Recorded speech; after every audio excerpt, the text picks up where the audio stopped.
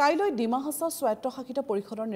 পৰিষদীয় নিৰ্বাচন উপলক্ষে ডিমা হাছাওত তৎপৰ হৈছে প্ৰশাসন। পাৰ্বত্য অঞ্চলটোত বৃদ্ধি কৰা হৈছে নিৰাপত্তা ব্যৱস্থা। 22টা পৰিষদীয় সমষ্টিৰ বাবে অনুষ্ঠিত হ'ব ভোটগ্ৰহণ। 28টা পৰিষদীয় সমষ্টিৰ 6টাত বিনা প্ৰতিদ্বন্দ্বিতাৰ জয়ী হ'ব বিজেপি। ইতিমধ্যে ভোটগ্ৰহণ কেন্দ্ৰলৈ নিয়া হৈছে বেলট বাকচ। প্ৰচাৰৰ সময়সীমা বৃদ্ধি কৰা হৈছে, নিৰ্বাচন আয়োগে বৃদ্ধি কৰিছে। আজি বিয়লিলৈ অন্ত পৰিব প্ৰচাৰ অভিযান।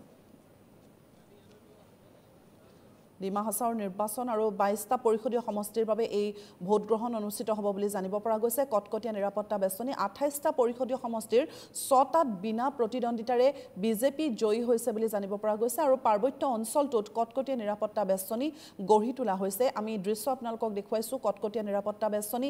পাৰ্বত্য অঞ্চলটোত নিৰাপত্তা ব্যৱস্থা অধিক কটকটীয়া কৰি তোলা হৈছে। আমি ইতিমধ্যে জনাইছোঁ 22টা পৰিষদীয় সমষ্টিৰ বাবে এই ভোটগ্ৰহণ অনুষ্ঠিত হ'ব আৰু 28টা পৰিষদীয় সমষ্টিৰ 6টাতেই বিজেপিয়ে বিনা প্ৰতিদ্বন্দ্বিতাৰে জয়লাভ কৰিছে। ইতিমধ্যে ভোটগ্ৰহণ কেন্দ্ৰলৈ বেলট বাকচসমূহ নিয়া হৈছে। তাৰ কিছু দৃশ্যাংশ আপোনালোকক এইখিনি মুহূৰ্তত দেখুৱাই আছোঁ। প্ৰচাৰৰ সময়সীমা নিৰ্বাচন আয়োগে বৃদ্ধি কৰি দিছে। আজি বিয়লি এই প্ৰচাৰ অন্ত পৰিব বুলি জানিব পৰা গৈছে। আমাৰ সাংবাদিক দীক্ষিত শৰ্মা তাত উপস্থিত আছে। আমি পোনে পোনে যাব বিচাৰিছোঁ। দীক্ষিত, আমি দেখিবলৈ পাইছোঁ বেলট বাকচসমূহ পৰ্যায়ক্ৰমে তালৈ অনা হৈছে আৰু কটকটীয়া নিৰাপত্তা বেষ্টনী গঢ়ি তোলা হৈছে। আজি বিয়লিৰ ভাগলৈ এই প্ৰচাৰ অন্ত পৰিব। গতিকে তাত কেনেধৰণৰ পৰিৱেশ, আপোনাৰ কি দৃশ্য পৰিলক্ষিত হৈছে আৰু এইবাৰ বতাহ কোন দিশে বলিছে আপোনাৰ পৰা জানিব পাৰিছোঁ। ইতিমধ্যে আমি গম পাইছোঁ যে 6টাকৈ সমষ্টিত বিনা প্ৰতিদ্বন্দ্বিতাৰ বিজেপি জয় হৈছে। গতিকে বৰ্তমান সময়ত যদি আমি প্ৰাৰম্ভিক পৰ্যায়ৰ যিটো পৰিৱেশ, সেই পৰিৱেশটোৰ পৰা আপুনি কি অনুমান কৰিব পাৰিছে? মস্মিকা চাওক, কাইলৈ পুৱা 8 বজাৰ পৰা ডিমা হাছাওৰ যি পৰিষদীয় নিৰ্বাচন আছে সেই নিৰ্বাচন অনুষ্ঠিত হ'ব আৰু বিয়লি 4 বজালৈকে ভোটগ্ৰহণ প্ৰক্ৰিয়া চলিব। মই বৰ্তমান উপস্থিত আছোঁ ডিমা হাছাওৰ যি হাফলঙৰ যি ডন বস্কো স্কুল, সেই ডন বস্কো স্কুলত মই আছোঁ। ইয়াৰ পৰাই যি বেলেট বক্স আছে আৰু বেলেট পেপাৰ আছে ইতিমধ্যে সমষ্টিয়ে পঠিওৱা হৈছে। ইতিমধ্যে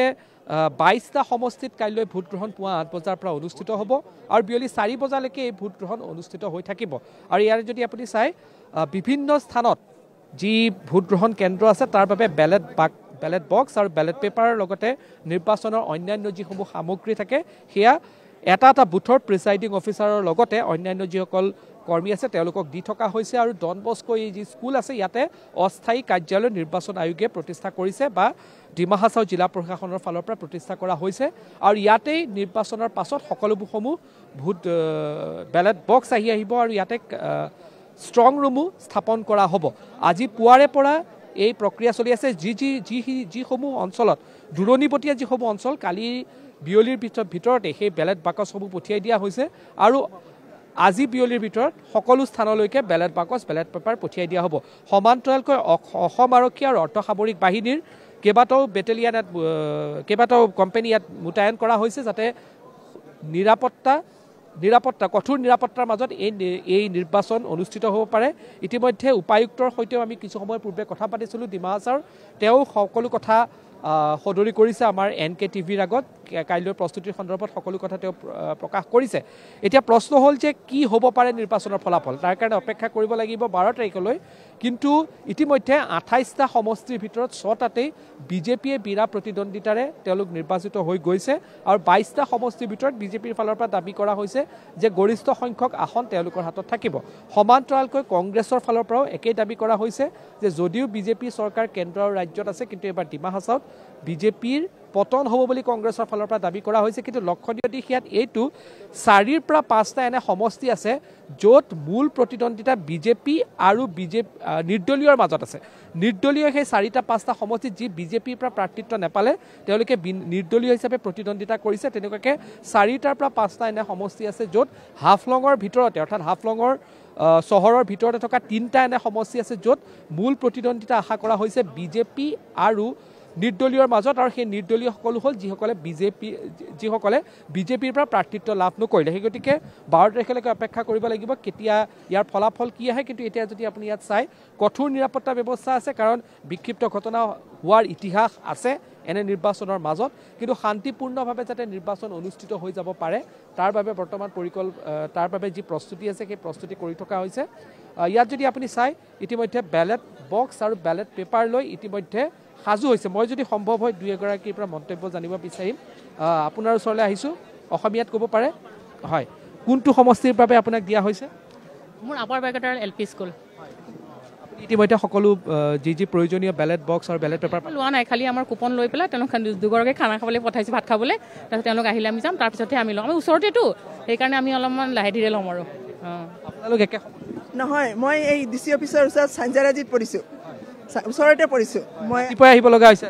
অঁ 4:30 আহিলোঁ উপায় নাই কিন্তু আমি এক্সাইটেড হৈ আছোঁ মানে কেতিয়া মানে হেৰি ভোটিং হ'ব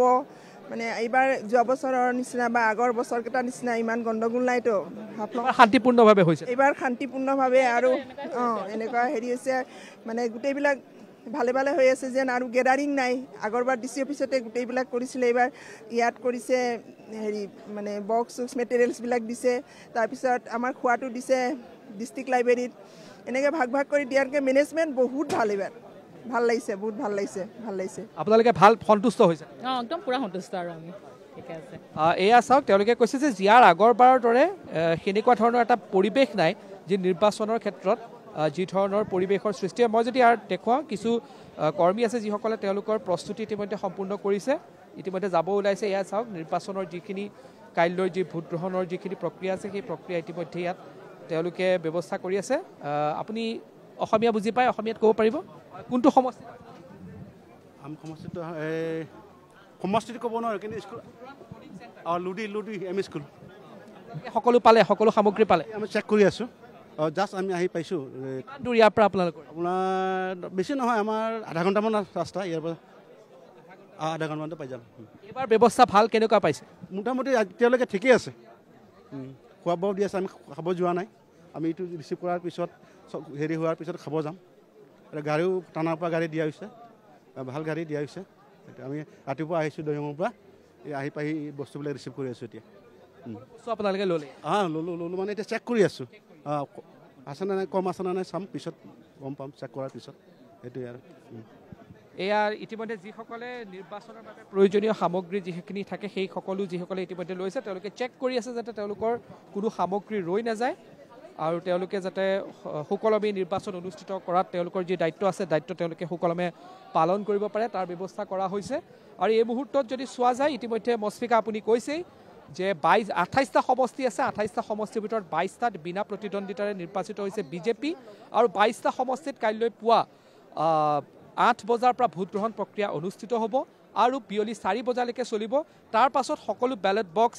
এই যি ডন বস্কো স্কুল আছে হাফলঙৰ এই ডন বস্কো স্কুললৈ আহিব য'ত ষ্ট্ৰং ৰুমৰ ব্যৱস্থা কৰা হৈছে ইয়াৰ নিৰাপত্তা ব্যৱস্থাও কটকটীয়া কৰি তোলা হৈছে ইয়াত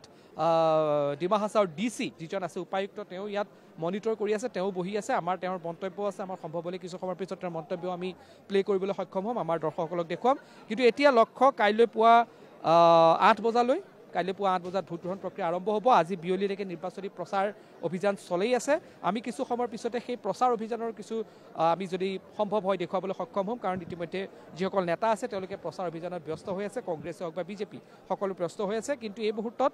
দৃষ্টিসকলে নিবদ্ধ হৈ আছে 2024ৰ অসমৰ ৰাজনৈতিক প্ৰেক্ষাপটত যদি চোৱা যায় প্ৰথমটো নিৰ্বাচন পৰিষদীয় হওক বা নিৰ্বাচন যি নতুন বছৰত আছে কাইলৈ ভোট গ্ৰহণ হ'ব দৃষ্টি নিবদ্ধ হৈ আছে বিজেপি আৰু কংগ্ৰেছ দুয়ে দাবী কৰি আছে তেওঁলোকৰ পক্ষত যাব কিন্তু ডিমা হাছাওৰ জনতাই এই পৰিষদীয় নিৰ্বাচনত কাক তেওঁলোকৰ বিশ্বাসৰ পাত্ৰ কৰি লৈ সেয়া নিশ্চিতভাৱে লক্ষণীয় হ'ব কিন্তু প্ৰস্তুতি এতিয়া সম্পূৰ্ণ নিৰাপত্তা এতিয়া সম্পূৰ্ণৰূপে কটকটীয়া কৰি তোলা হৈছে বস্পিকা হয় দীক্ষিত এই মুহূৰ্তত আমি আপোনাক ধন্যবাদ জনাইছোঁ পোনপটীয়া সম্প্ৰচাৰ যোগে সামগ্ৰিক পৰিৱেশ সন্দৰ্ভত জনালে এই মুহূৰ্তত উপায়ুক্তগৰাকীৰ কিছু মন্তব্য আহি পৰিছে আমি দেখুৱাব বিচাৰিম North Kacharis Autonomous Council total 28 members Autonomous Council constituencies আছে তাৰ ইতিমধ্যে 6টা আনকনটেষ্ট হিচাপে তেওঁলোক জিকিছে বাকি 22টাত অহা কালি পুৱা 8 বজাৰ পৰা আমাৰ পলিং হ'ব বিয়লি 4 বজালৈকে এই 22টা সমষ্টিত আমাৰ টোটাল পলিং ষ্টেচন আছে 231 তাৰে যিবোৰ দূৰণিবতীয়া পলিং ষ্টেচন আছিল সেইবোৰ আমি যোৱাকালি পঠাইছোঁ 58টা পলিং ষ্টেচন যোৱাকালি আমি পঠালোঁ আৰু আজি আমি 173টা পলিং ষ্টেচন পঠাম তেওঁলোক ইভিনিং 6 বজাৰ ভিতৰত প্ৰায় সকলো পলিং পাৰ্টি পলিং ষ্টেচন পাই যাব বুলি আমি আশা কৰিছোঁ সকলো ব্যৱস্থা আমি সম্পূৰ্ণ কৰিছোঁ sector officers police sector officers তেওঁলোকৰ লগত আছে আমাৰ এই 231টা পলিং ষ্টেচনৰ ভিতৰত 22টা পলিং ষ্টেচন আপোনাৰ ভেৰি চেঞ্চিটিভ আৰু 92টা পলিং ষ্টেচন আমাৰ চেঞ্চিটিভ টোটেল 140 পলিং ষ্টেচন আমি চেঞ্চিটিভ ভেৰি চেঞ্চিটিভ কেটেগৰীত ৰাখিছোঁ যিখিনি ভেৰি চেঞ্চিটিভ কনষ্টিটুৱেঞ্চি তাত আমি মাইক্ৰ' অবজাৰ্ভাৰ এপইণ্ট কৰিছোঁ CCTV দিছোঁ তাৰ উপৰিও আমাৰ ষ্টেটিক আৰ্ম ফ'ৰ্চ থাকিব সেই প্ৰত্যেকটো পলিং ষ্টেচনতে আৰু চেঞ্চিটিভ যিখিনি পলিং ষ্টেচন আছে তাত আমাৰ মাইক্ৰ' অবজাৰ্ভাৰ থাকিব আৰু ষ্টেটিক যিটো আৰ্ম ফ'ৰ্চ আছে সেইটো থাকিব তো তেনেকৈ আমি গোটেই ছিকিউৰিটি প্লেনটো কৰিছোঁ আৰু প্ৰত্যেকটো সমষ্টি আমাৰ জিলাখনৰ প্ৰত্যেকটো সমষ্টি কভাৰ কৰিব পৰাকৈ আমাৰ চিভিল ছেক্টৰ অফিচাৰ আৰু পুলিচ ছেক্টৰ অফিচাৰ আছে প্ৰত্যেক ছেক্টৰত আমি police sector officer police zonal অফিচাৰো এপইণ্ট কৰিছোঁ গতিকে ছিকিউৰিটি ব্যৱস্থাটো যথেষ্ট সুৰক্ষিত বুলি আমি ভাবিছোঁ আৰু আমি আশা কৰিছোঁ যে আমি নিৰ্বাচনটো খুব সুকলমে পাৰ কৰি লৈ যাব পাৰিম টোটেল ছিকিউৰিটি ফ'ৰ্চৰ সংখ্যাটো মই টোটেলি ক'ব পৰা নাই এতিয়া কিন্তু আমি প্ৰত্যেকটো চেঞ্চিটিভ ভেৰি চেঞ্চিটিভত আমাৰ ষ্টেটিক ফ'ৰ্চ থাকিব সেইটো আমি নিশ্চিত কৰিছোঁ ইতিমধ্যে আৰু 2 নম্বৰ কথাটো এনেকুৱা যে আমাৰ যিসকল ভোটাৰ অহা কাইলৈ আহিব নিৰ্বাচন কমিশ্যনৰ আমি এটা আয়োগৰ আমি এটা নিৰ্দেশনা পাইছোঁ যে যিসকল ভোটাৰৰ এপিক কাৰ্ড নাই তেওঁলোকে 12টা অল্টাৰনেটিভ ডকুমেণ্টছ আছে তাৰ সহায়ত ভোট প্ৰদান কৰিব পাৰিব সেই ডকুমেণ্টবোৰ আমি পলিং কেন্দ্ৰবিলাকত লগাই দিয়া হৈছে আমি কেণ্ডিডেটসকলক জনাইছোঁ আমি পলিটিকেল পাৰ্টিক জনাইছোঁ ছ'চিয়েল মিডিয়া আৰু মিডিয়াৰ জৰিয়তেও আমি এইখিনি বহুলভাৱে প্ৰচাৰ কৰিছোঁ গতিকে সকলো ভোটাৰক আমি অনুৰোধ কৰিছোঁ যে যিকোনো এটা নিৰ্দিষ্ট কৰি ৰখা প্ৰমাণপত্ৰ আইডেণ্টিটি কাৰ্ড তেওঁলোকে হাতত লৈ আহে আৰু অহাকালি নিৰ্বাচনত অংশগ্ৰহণকাৰী মুক্ত আৰু নিয়াৰিকৈ আমাক নিৰ্বাচনটো চলাই যোৱাত সহায় কৰে তাৰ কাৰণে মই আপোনালোকৰ জৰিয়তে সমগ্ৰ ডিমা হাছাওবাসী ৰাইজক